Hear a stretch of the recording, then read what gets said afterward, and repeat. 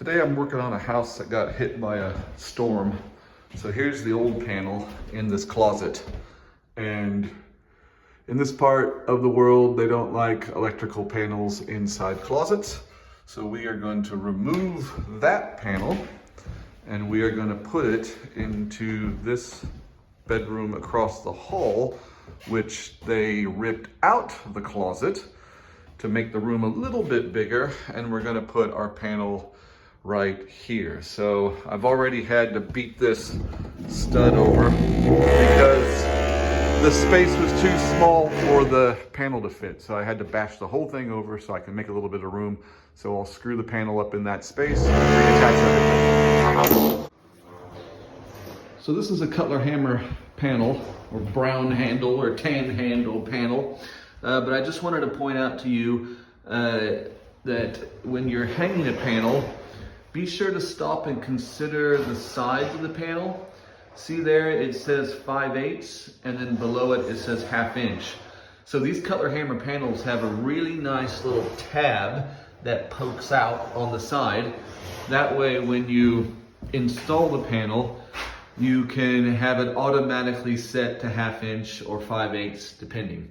So that's what I did. I got them knocked out, got my slots knocked out, ready for my screws to go in to get that thing mounted where it belongs on the wall. So this is the old panel that we're starting to pull out of this house and relocate to the closet, bathroom, whatever, what am I talking about? Bedroom next door. Just wanted to point out a couple things on this panel. Number one, see how a lot of the original wiring, whoever hooked this thing up did a really good job. Look how they got Romex connectors up there.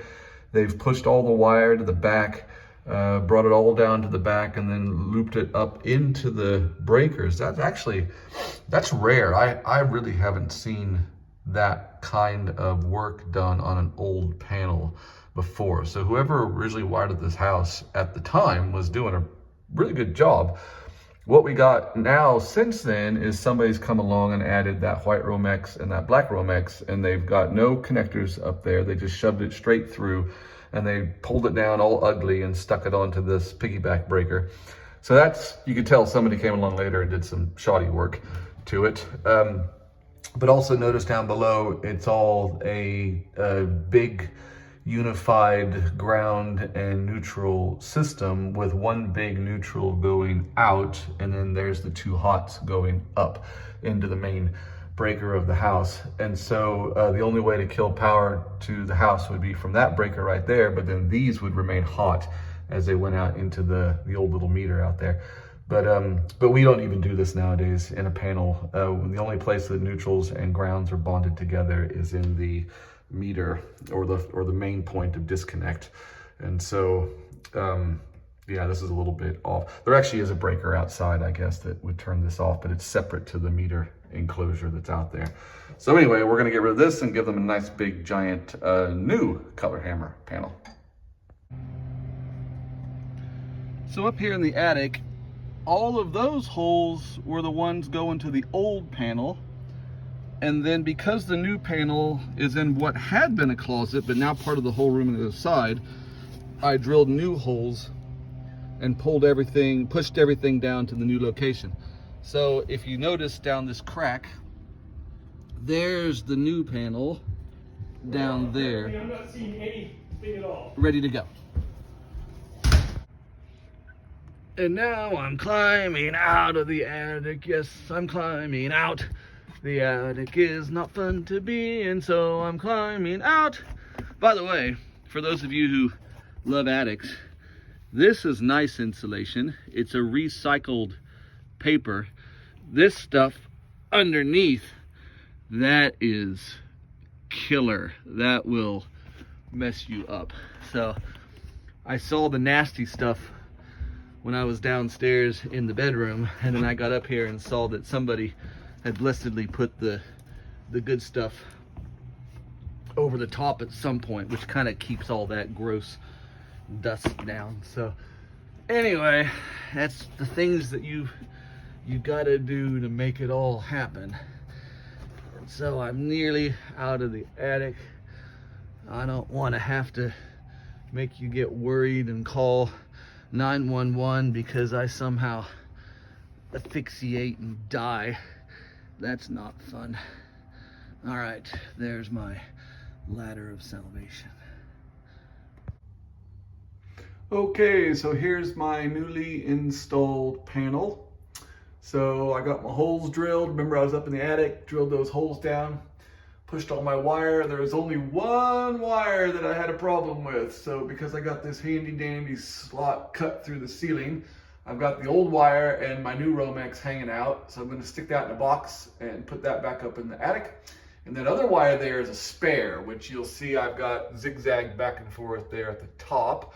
So that's just for, you know, maybe someday someone will say, hey, it'd be nice if we could add something to this living room somewhere. Well, I got a spare wire. You know, as long as the wall's open, and you might as well just do it. So here's my panel all made up, Romex connectors to the top.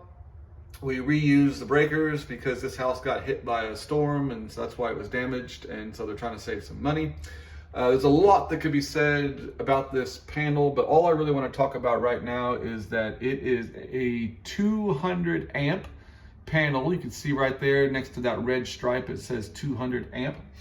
So it's a 200 amp panel, neutral right there, 2 hots down there, and a ground over there.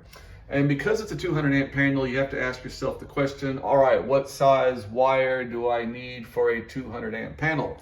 Well, the code book tells us that in article table 310.12, article 310 is conductors for general wiring.